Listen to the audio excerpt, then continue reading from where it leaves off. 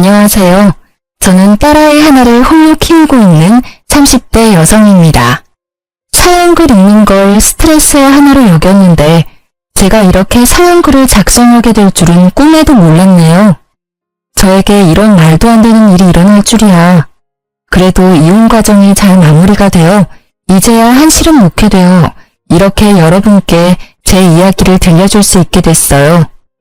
저와 남편은 5년의 연애 끝에 결혼한 케이스예요. 그만큼 서로의 장단점을 알고 있었기에 신중한 결혼이었지만 연애와 결혼은 다르다는 말을 실감한 결혼이기도 했죠. 저는 그리 잘 사는 집 딸은 아니지만 사회 초년생 때 부모님이 돌아가셔서 유산이 좀 있었어요. 결혼 기간 동안에는 그 부분을 남편에게 말하지는 않았죠. 왜냐고요? 남편은 돈을 너무 사랑하거든요. 일명 과시욕의 현신. 그런데 결혼하고 보니 시댁에도 과시욕의 현신이 한 분 더 있더군요. 바로 우리 시모였어요. 시모는 제가 부모가 없다는 것도 친정에 돈이 없다는 것도 무척이나 싫어하셔서 결혼을 엄청 반대했어요.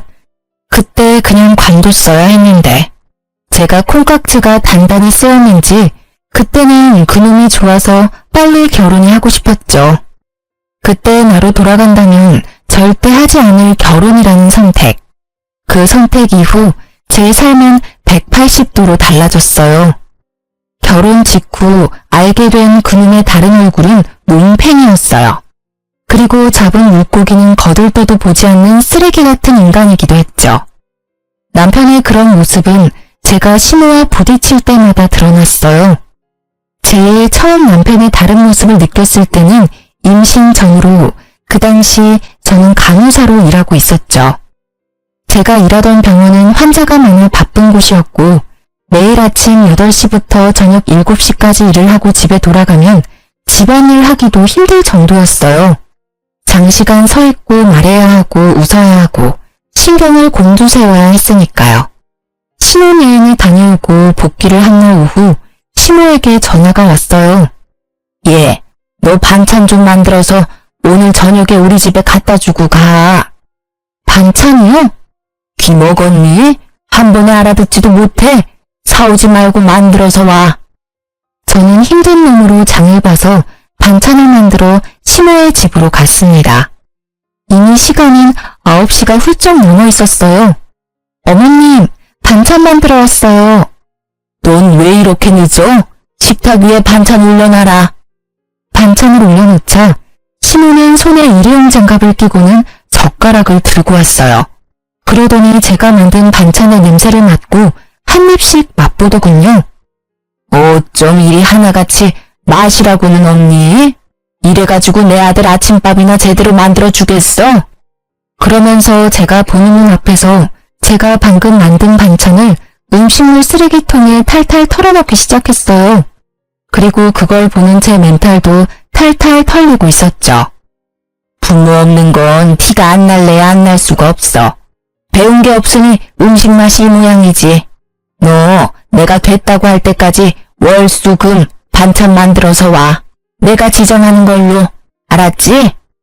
그러면서 마지막에는 자기가 버린 음식을 담은 봉투를 제게 건네며 나가는 길에 버리라고 시키기까지 했죠. 정성스레 만든 반찬을 가져오자마자 내 손으로 버리는 그 기분 정말 더러웠어요. 눈물도 나고 눈물이 마르니 화가 나고 화가 가라앉으니 어떻게 하면 복수할 수 있을까를 생각하고 있더라고요. 어머님, 반찬 가져왔어요. 그래, 오늘은 닭갈비, 오이소박이, 시금치 나물이지? 시모가 젓가락을 들어 한 입 넣는 것을 보며 저는 속으로 웃었습니다. 이게 뭐니? 닭갈비가 왜 이렇게 달아? 오이소박이는 짜고 시금치는 왜 이렇게 곤죽이 됐어? 제가 종이를 잘못 봤나 봐요. 그치만 어차피 쓰레기통에 버릴 음식 상관없지 않나요? 드시지도 않을 거 설탕 덩어리, 소금 덩어리면 뭐 어때요? 먹을 사람도 없는데. 예, 그럼 너 일부러 이랬다는 얘기니? 제가 왜 일부러 그러겠어요. 어머님이 제 음식을 일부러 버리는 게 아닌 것처럼 저도 일부러 그런 건 아니에요. 말하는 것 좀 봐. 음식 버린 게 그렇게 화났어? 그럼 음식을 맛있게 해와. 그러면 내가 버릴 리가 있겠어? 네가 못 배운 걸 왜 내 탓을 하고 난리니? 어머님도 못 배운 티가 나세요. 누가 음식을 그렇게 함부로 대해요? 음식 남기면 지옥 간다는 말도 있잖아요. 그러다 진짜 큰일 나면 어쩌시려고. 너 지금 나 타박하는 거니? 좀 기가 막혀서 네가 그러고도 며느리야. 음식이 음식 같아야 말이지. 소염물 같은 음식도 반찬이라고 시어머니한테 가져오다니. 네, 어머님이 그렇게 말씀하시면 어쩔 수 없죠. 소염물 같은 음식 2번 다시 어머니께 가져다 드리지 않을게요. 그럼 됐죠? 결국 저는 6개월 만에 반찬 지옥에서 벗어났습니다. 그러나 그 뒤에는 더 큰 지옥이 기다리고 있었어요.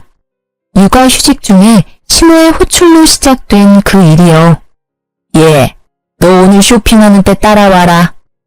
그날은 우리의 음력 생일이었어요.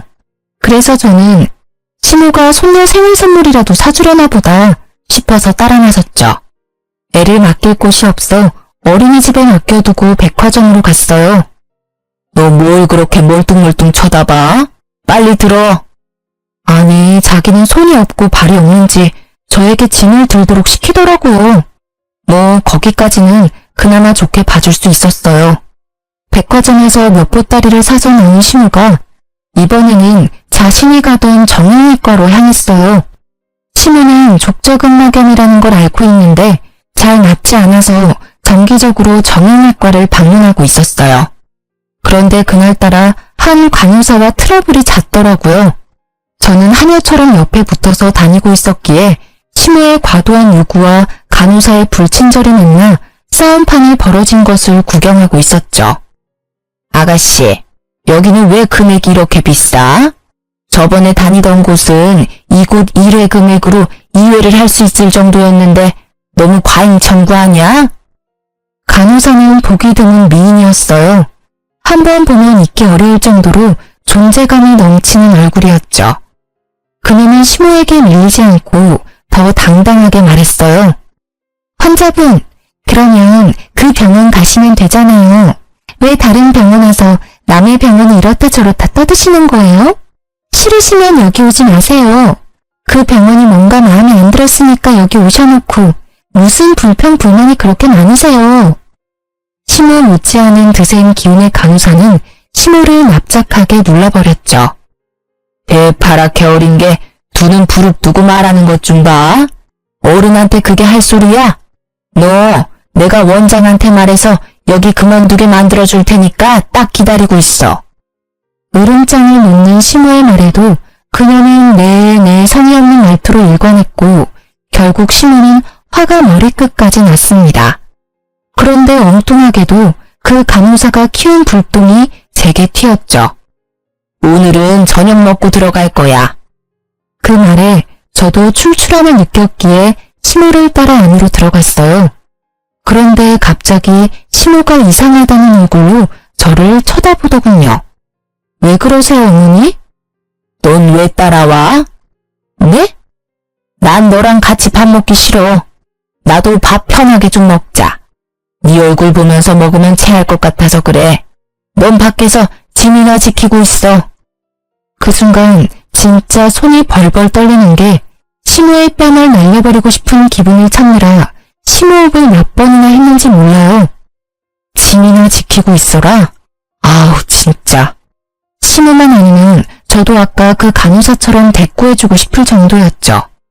딸아이 생일 선물 사러 온 거라고 생각했는데 그런 것도 아니었고 가만 보니 딸의 생일인지도 모르고 있는 눈치더라고요. 저런 사람을 시모라고 모셔야 하다니. 그러던 중에 전화벨이 울리더라고요. 어린이집 선생님이었어요. 어머님, 저희 마감 시간이 다 되어가서요. 혹시 언제쯤 오시나요? 아, 죄송해요. 최대한 빨리 데리러 갈게요. 죄송합니다. 갈 때까지 조금만 봐주세요. 전화기 너머로 연신 고개를 숙이며 사죄의 말을 한 저는 남편에게 급히 전화를 걸었습니다. 당신 빨리 어린이집에 좀 가봐. 마감 시간이라는데 내가 가기가 좀 그래. 당신 애 보려고 육아휴직하는 거 아니었어? 지금 어디서 뭐라고 있길래 애도 맡겨놓고 밖이야. 내가 지금 놀고 있으면 당신한테 전화했겠어? 다짜고짜 왜 나한테 화내고 난리야. 나 지금 어머님하고 밖에 나와 있거든? 당신 퇴근 시간 넘었는데 집 아냐? 나 지금 바빠. 갑자기 전화해서 데려오라 말라야. 나 안 갈 테니까 당신이 알아서 해. 자기 말만 하고 끊어버리는 남편 때문에 저는 열이 더 받았고 결국 이제 막 밥 한 술 뜬 시모에게 가서 말했어요. 어머님, 어린이집에서 마감 시간이라고 연락 왔어요. 제가 데리러 가야 할 것 같은데 괜찮을까요? 저는 최대한 정중히 물어봤어요. 설마 손녀딸 일인데 그마저도 하지 말라고 하지는 않겠지. 그렇지만 시모는 제 짧은 생각을 한참 넘어서는 상식의 소유자였어요. 네가 가면 내 짐은 누가 지키니? 그리고 나 혼자 저 많은 짐을 어떻게 들고 가? 넌 생각이 있는 애니 없는 애니? 어머니야말로 생각이 있어요? 라고 묻고 싶은 걸 꼭 참았습니다. 그리고 다시 정중하게 말씀드렸어요. 어머님, 어린이집 마감이면 선생님도 집에 가셔야 해요. 우리 애 하나 때문에 선생님 힘들게 할 수는 없는 노릇이잖아요. 그게 그 사람들 일 아니니? 바쁜 사람 위해서 어린이집이 있는 거지. 그렇죠. 바쁜 사람을 위한 어린이집이죠. 그런데 저는 바쁜 일이 없으니까 그만 가보겠습니다. 어차피 밥은 어머님 혼자서 드시고 짐은 발이 달린 것도 아닌데 알아서 잘 있겠죠. 집에 가실 때는 알아서 하세요, 그럼. 야, 너 어디 가? 짐 하나라도 없어지면 네가 책임질 거야? 당장 이리 오지 못해? 제 등 뒤에서 고래고래 고함을 지르는 시모를 모른 채 하고 저는 택시를 타고 어린이집으로 갔습니다. 택시 안에서 초조하고 미안한 마음에 눈물이 다 나더라고요. 두 번 다시 내가 저놈의 시모 믿나 봐라 하는 마음만 가득했어요. 애는 늦게까지 혼자 있어서 그런지 시무룩해 보였어요. 저는 백화점에서 딸 생일 선물 하나 사오지 못한 저를 원망했어요. 점심때 어린이집에 맡기면서 우리 딸 생일 선물 사오겠다고 말했는데 그걸 지켜주지 못해서 속상했거든요. 집에 와서 아이를 재워놓고 나니 억눌렀던 화가 차오르는 것이 느껴졌습니다. 12시가 넘어서야 남편님이 어슬렁어슬렁 기어들어오더군요. 당신 지금까지 어디서 뭐하다가 오는 거야? 설마 술 마셨어? 그래, 술 한잔 했다. 왜? 마누라가 집에서 보라는 애는 안 보고 싸돌아다녀서 열받아서 한잔 했어. 아이고, 애 좀 데리고 오라고 했더니 한밤중까지 술을 쳐드시고 오셨어? 당신 나하고 애한테는 신경도 안 쓰지? 내가 못 간다고 이야기하면 당신이라도 가야 하잖아. 오늘 애가 시무룩해서는 그게 내 잘못이야?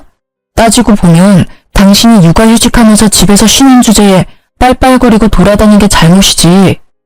내가 어디 갔었는지는 알고나 하는 말이야? 어머니가 불러서 나갔어. 나더러 짐꾼시키고 어린이집 간다니까 가지 말라고 하더라고. 애기 생일이라 난 또 생일 선물이나 사주려나 싶어서 나갔지. 선물? 선물은커녕 사람을 식모처럼 부리는데 어떻게 둘이 그렇게 똑같아? 똑같이 무신경하고 제멋대로야. 야, 너 우리 엄마 욕하는 거야? 가만히 보면 너는 우리 엄마에 대한 존중이 없어. 엄마가 일부러 그랬겠어? 곤란하니까 그랬겠지. 네 생각만 하지 말고 다른 사람 생각도 좀 해. 아니, 저녁 시간에 어머니는 식사하러 들어가시고는 나한테는 밖에서 짐 지키라는데 당신은 이해가 돼? 나는 어머님이 일부러 그랬다는 생각밖에 안 들어. 며느리 시집살이 시키는 거로밖에 안 보인다고. 밥도 못 먹고 밥 먹는 거 지켜보면서 멀뚱히 서 있는 게 얼마나 비참한지 당신은 이해할 수 있어? 그래서 꼴랑 밥 한 끼 못 먹게 했다고 이 난리야? 그게 그렇게 억울해? 자, 돈 줄 테니까 가서 먹고 와. 아주 배 터지게 먹고 와. 그럼 되겠네. 갑자기 지갑을 열어젖힌 남편이 제 얼굴로 10,000원짜리 한 장을 집어 던졌어요. 순간 그 치욕과 더러운 기분이 한데 뭉치면서 제 눈깔도 돌아버렸습니다. 이 인간이 돌았나? 지금 내 얼굴에 돈을 던져? 내가 지금 돈 없어서 그러는 줄 알아? 사람을 하녀처럼 부려먹는 당신 엄마한테 열받아서 그러지. 당신 엄마? 이게 오냐오냐 하니까 시어머니를 뭐라고 생각하는 거야? 그리고 돈 준 게 싫어? 너 매일 입만 열면 돈 없다 돈 없다 앵앵대잖아. 그리고 남들은 애 보면서 살림도 잘만 하는데 당신은 그거 하나도 제대로 못해서 바쁜 사람 오라가라야? 진짜 한 대 패버리고 싶은 걸 겨우 참았어요. 저놈이 지금까지 돈 없다는 제 말을 이런 식으로 받아들인 줄 몰랐어요. 매번 남편 사치를 말리려고 돈 없다고 자제시킨 것뿐인데. 그래, 남의 남편들은 일하면서도 애한테 어찌나 지극정성인지. 그에 비하면 우리 애 아빠라고 있는 놈은 그 와중에 자기 엄마랑 똑같이 애 생일까지 잊어버리고 바로 어제 이야기했는데 애 얼굴 보는 거 미안하지도 않니? 음력 생일이 뭐가 중요한데 양력 생일 챙겨주면 되잖아. 이러니 내가 당신을 못 믿지. 당신 아버님이 음력 생일 지내라고 한 거 잊었어? 어떻게 아버님만 연락 올 수가 있어? 당신이 오늘 어떻게 나오는지 보고 아버님한테 말할까 말까 고민했는데 안 되겠어. 내일 당장 전화해서 이야기할 거야. 잠깐만. 그런 걸로 무슨 전화까지 해. 좋아. 그럼 내일 가족끼리 가까운 동물원이라도 갔다 오자. 우리 딸 동물원 좋아하잖아. 헬렐레 하던 남편을 바짝 긴장하게 만든 건 제가 아니라 시부였죠.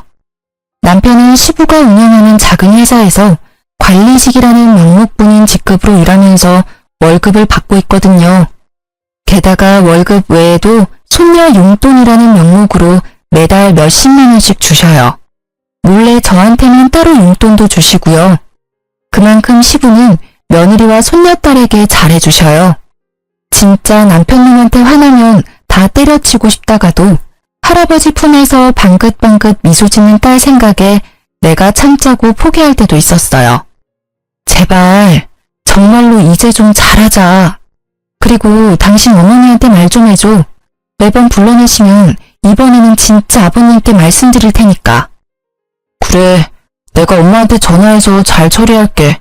잠깐만 기다려봐. 지금 당장 전화할게. 그러더니 생각이 있는지 없는지 새벽 1시에 시모께 전화를 하지 뭐해요. 저는 어이가 없었지만 시모도 된통 당하길 마음으로 막지 않았어요. 엄마는 왜 애 잘 보고 있는 주부를 불러다가 그런 일을 시켜? 그리고 애 손녀 생일을 잊고 사는 할머니가 세상에 어딨어? 이제 2번 다시 와이프 쓸데없는 일에 와이프 불러내지 마.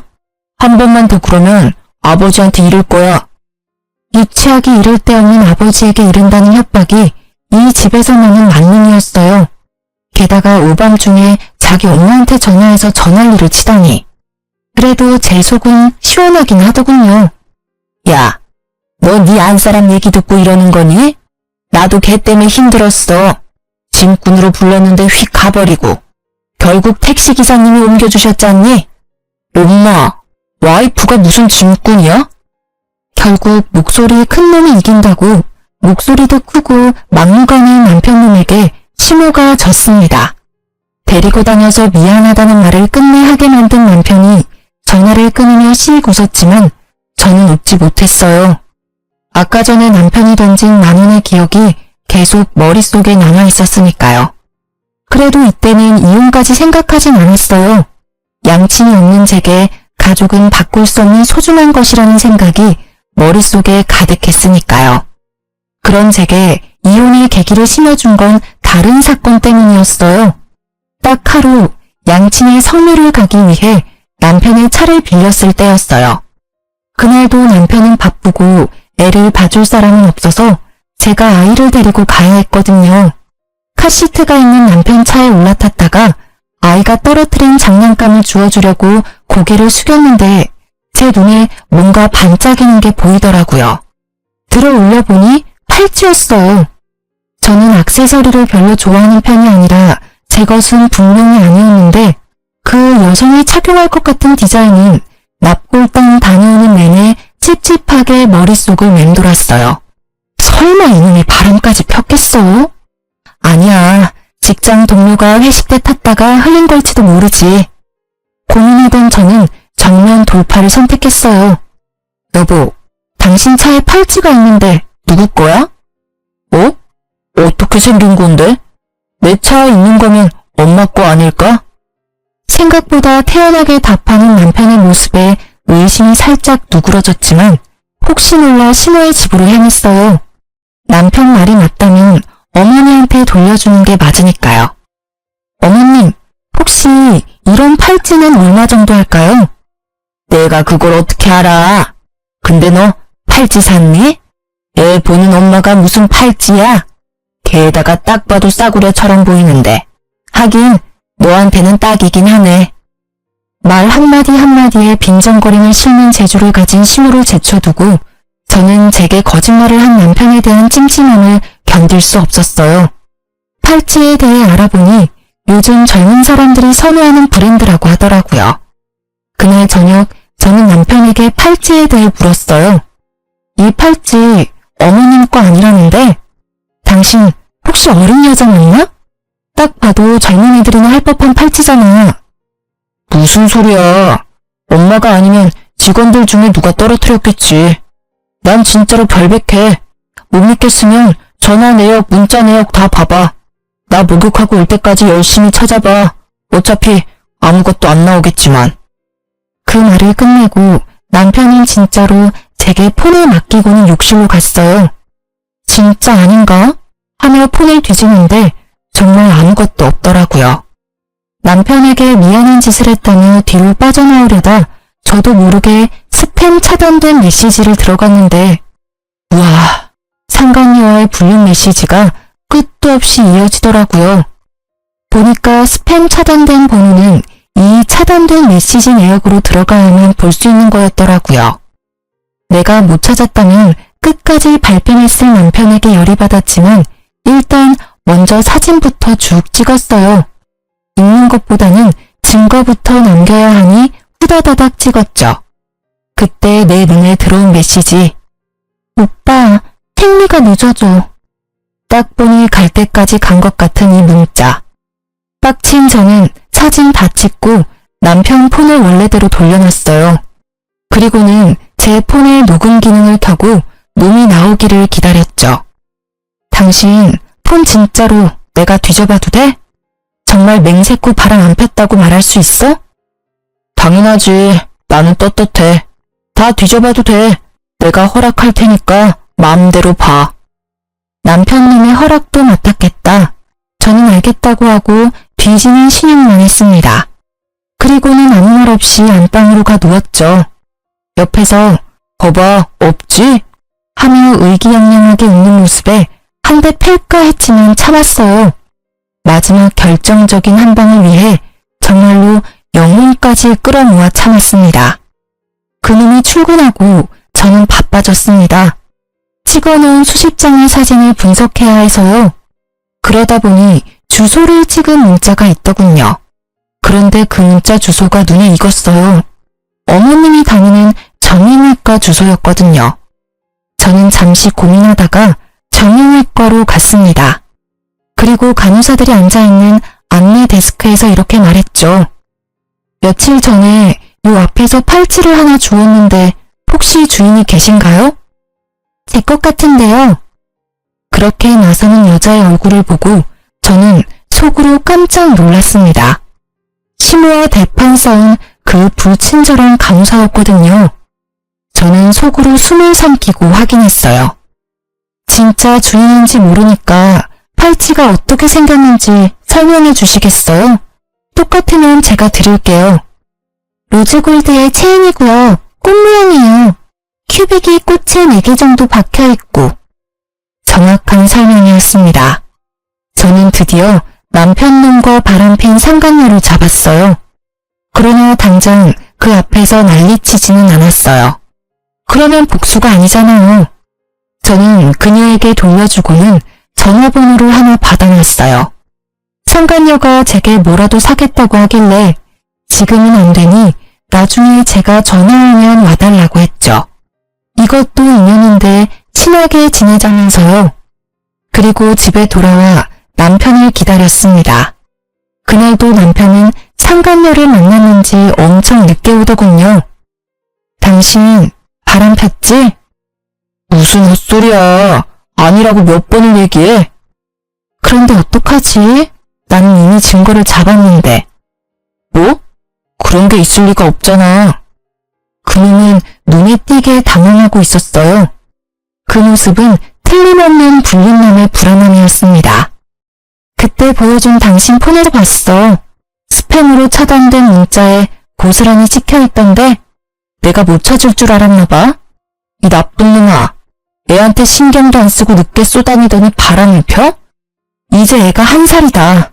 당신 머리통에는 도대체 뭐가 든 거야? 애 아빠라는 생각이 있긴 해? 아, 그래. 폈다. 바람 좀 폈어. 맨날 집에서 들들 볶기는 하는 마누라한테 질려서 다른 여자 좀 만났어. 근데 그게 뭐? 내가 죽을 죄를 지은 것도 아니잖아. 솔직히 나도 당신한테 질려. 매번 우리 엄마랑 싸우고 나랑 싸우고. 나도 당신이랑 같이 살기 싫어. 이혼해. 진짜 돌았구나. 완전 갈 때까지 가셨네. 세상은 당신 같은 놈을 유책 배우자라고 해. 당신한테 유리한 점은 하나도 없다고. 그딴 거 난 모르고 딸 양육권, 친권만 있으면 돼. 어차피 당신은 경제권도 없고 아무것도 없잖아. 그러니까 당신은 애 못 데려가. 우리 딸이 황금알을 낳는 거위인데 당신이 가져가면 똥 되는 거야.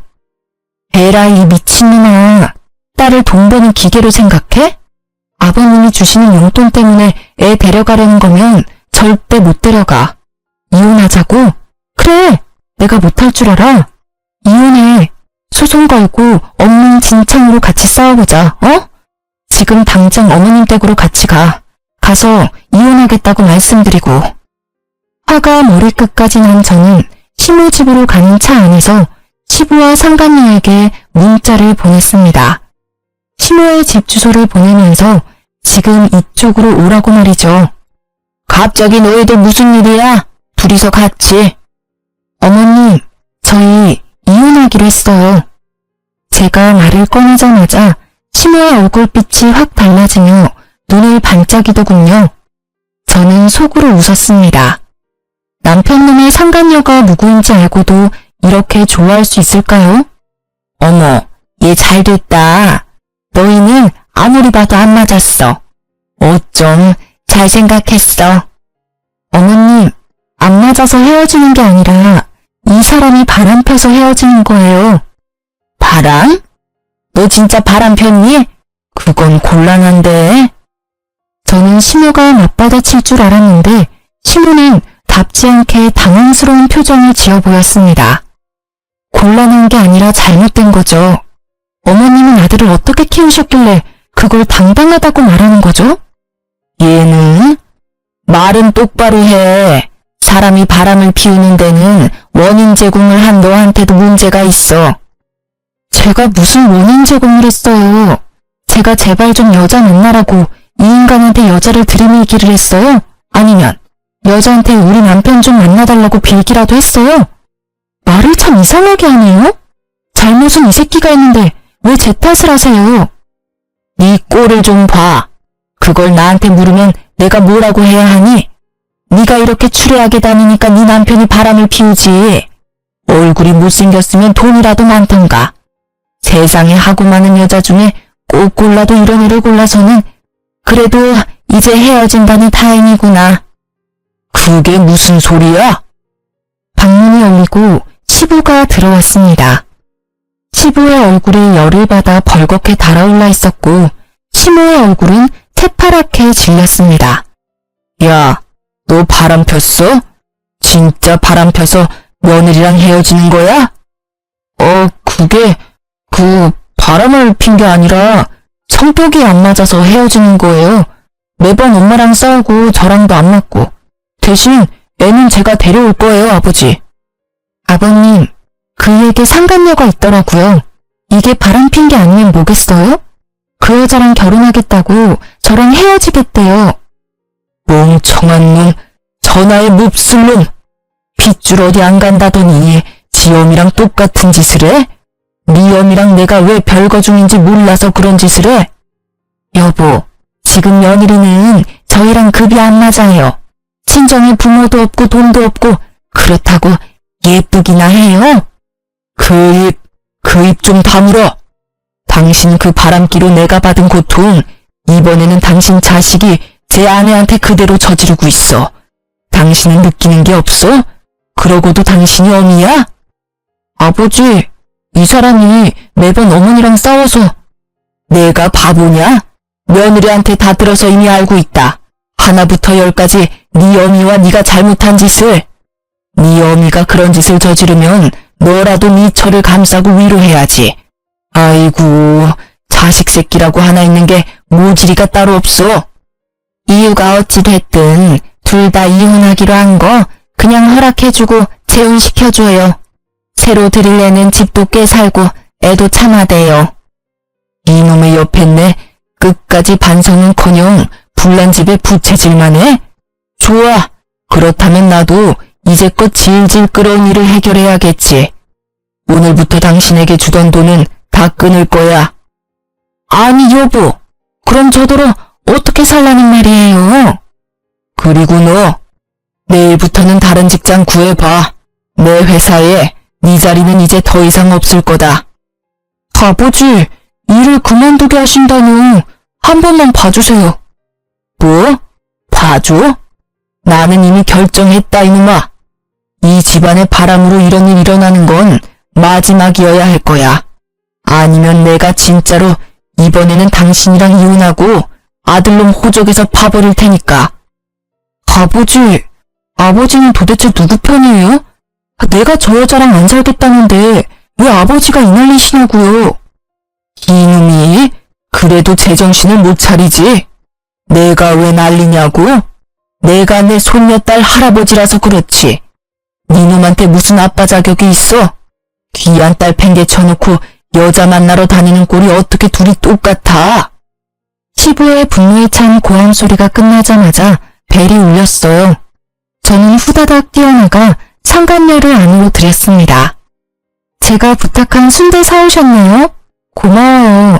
제가 순대를 너무 좋아하거든요. 자, 어서 들어오세요. 집안이 좀 어수선하긴 하지만. 거실로 들어오는 그녀의 모습에 놀란 건 남편뿐만이 아니었어요. 두 사람의 그 썩어버린 표정을 보니 제 기분이 너무 상쾌하더라고요. 게다가 상간녀는 남편과 시모를 쳐다보더니 망했다는 표정으로 그 자리에 서 있었어요. 망했겠죠. 자기가 그렇게 업신여기던 민폐 혼자가 여기 딱 서 있는데. 왜 네가 여기 와? 나 팔찌 찾아주신 분이 이분이셔. 뭐? 팔찌?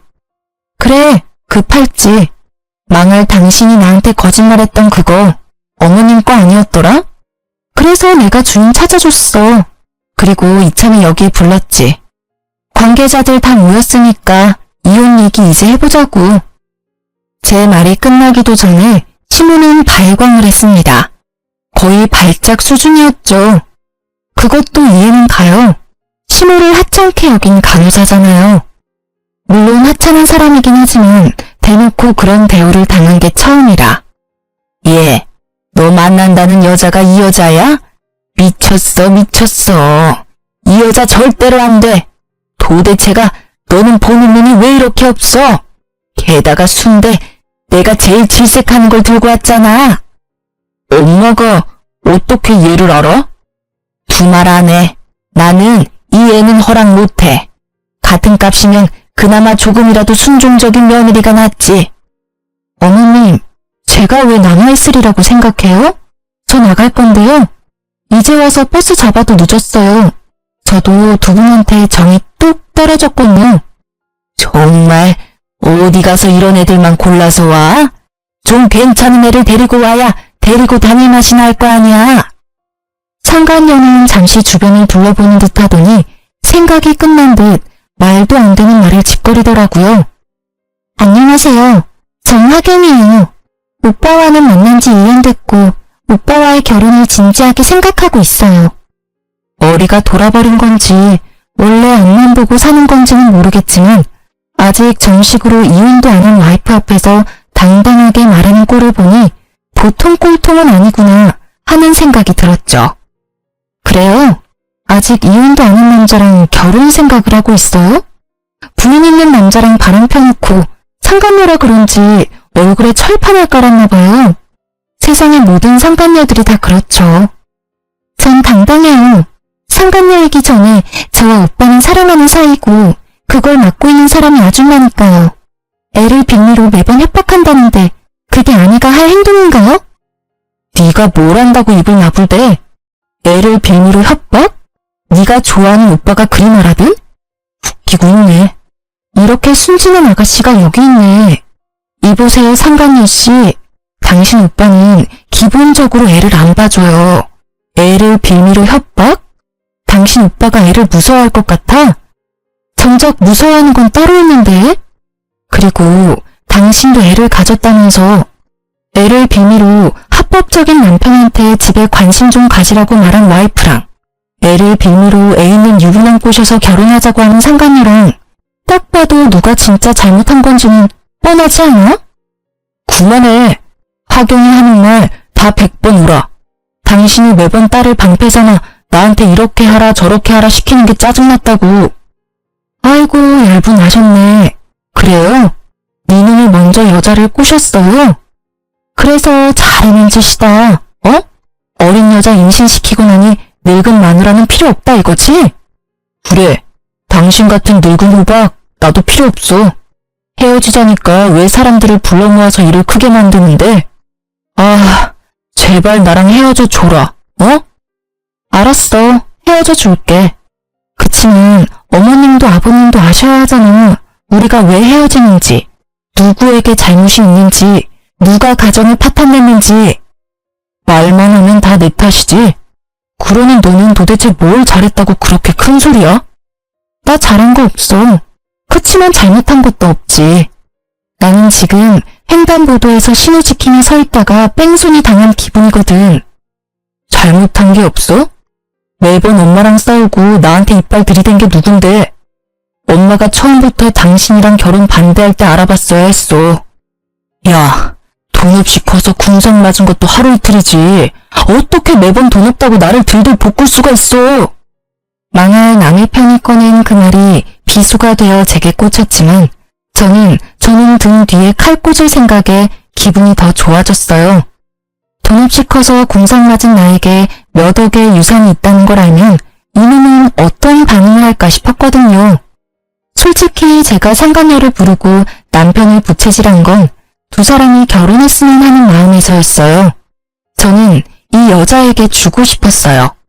제가 이 지랄맞은 시모와 남편에게 당한 수모와 치욕스러움을 말이죠. 분명히 이 두 사람은 내가 없으면 다른 사람에게 똑같은 행동을 하겠죠. 이 상간녀가 왜 남편과 결혼하고 싶어 하는지는 눈에 선해요. 딱 봐도 남편은 돈 많게 생겼으니까요. 제발 둘이 결혼해서 너도 나처럼 눈물을 흘리며 고생해봐 하는 마음뿐이었죠. 우리 둘의 설전을 말린 건 시부였습니다. 둘 다 그만해라. 여기서 단단히 내 일러두는데 내가 죽으면 당신하고 당신 아들은 내 유산 받을 생각 꿈에도 하지 마.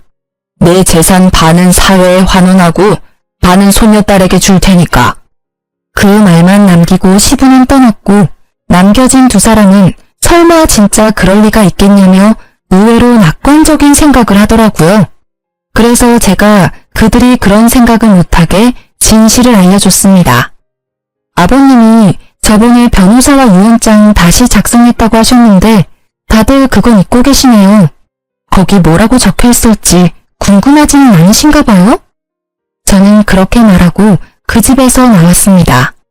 집에서 딸과 제 물건을 챙겨 나오고서는 남편과 이혼소송 진행했어요. 부모님이 남긴 유산으로 교회에 적당한 집도 하나 사고 파트타임으로 일하며 일자리도 얻었어요.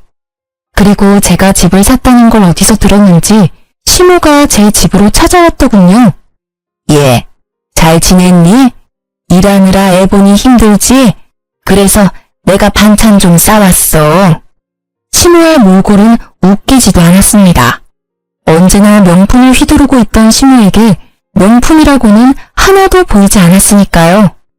내가 많이 잘못했어.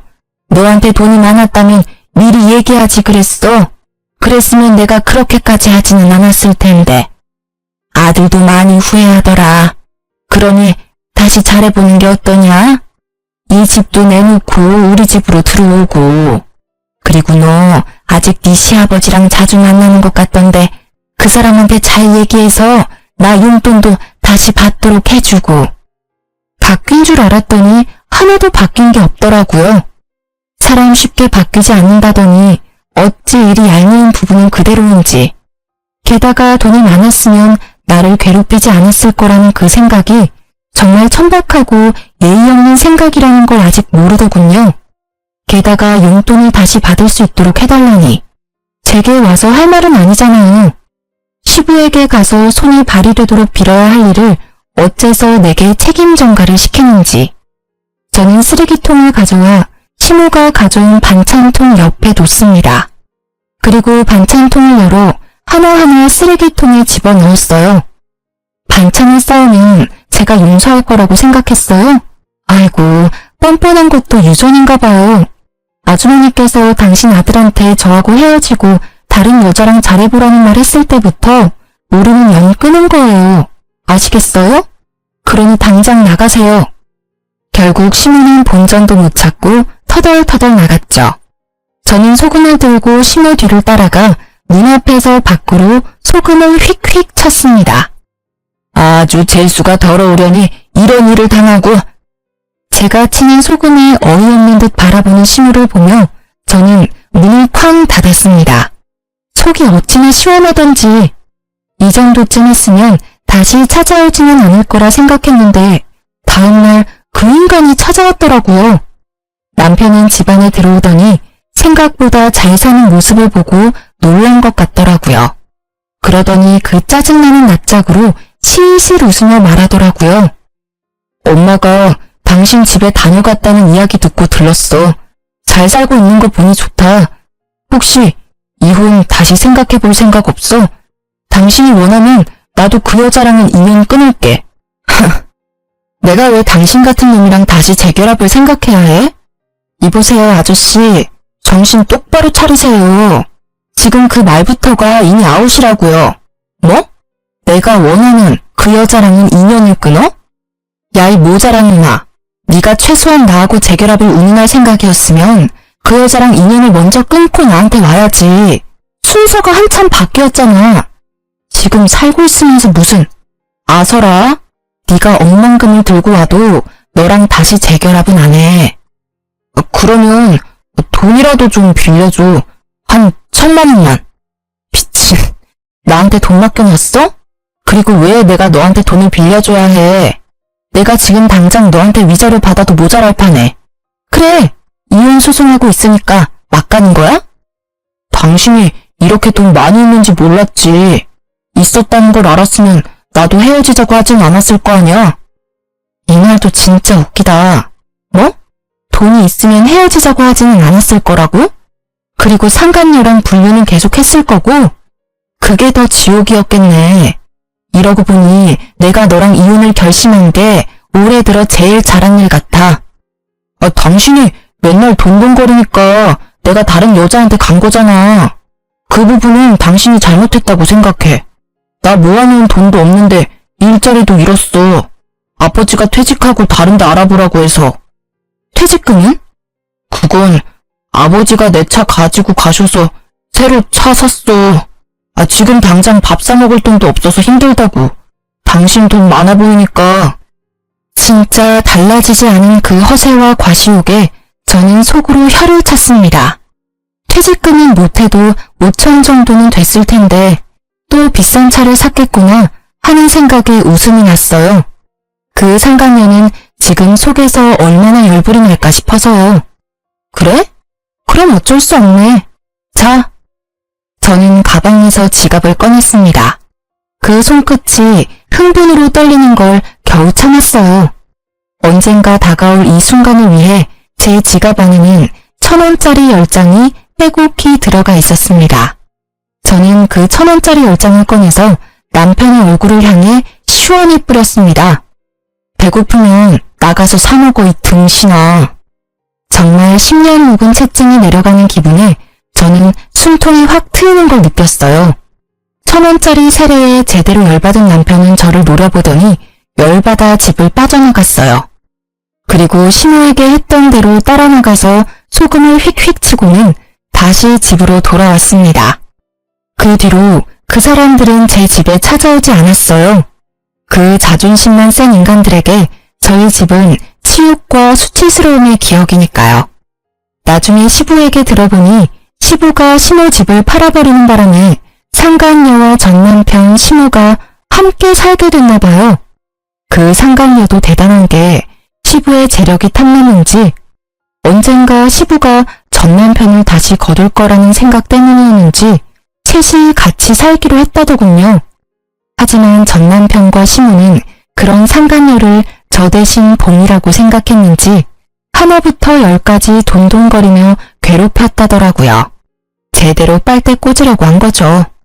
나중에 두 사람이 빈털터리에 자기가 본이라는 사실을 뒤늦게 깨달은 상간녀가 시모 명품들을 모조리 들고 도망갔대요. 시모는 상간녀를 잡으려고 눈에 불을 켜고 돌아다니다 결국 못 잡고 집에 붙어 있다고 하고요. 전 남편은 결국 일을 시작했으나 매번 잘려서 현재는 전단지 알바를 하며 살고 있다고 해요. 얼마 전에 그 동네에 들릴 일이 있었는데 다 잃고 기력까지 잃은 시모가 처음에는 못 알아볼 정도로 늙었더라고요. 그 모습에 뿌린 대로 거둔다는 말이 생각났어요. 요즘 여전히 시부와 제 딸은 자주 만나요. 재혼 생각은 글쎄요. 지금으로서는 별 생각 없네요. 사람 일 모르는 거라고 하지만 회복에 시간이 걸릴 것 같아요. 가족이 완성체여야만 행복하다고 생각한 지난날을 반성하며 단 둘뿐인 가족만으로도 행복하게 지내고 있으니까요. 긴 사연글 읽어주셔서 감사합니다.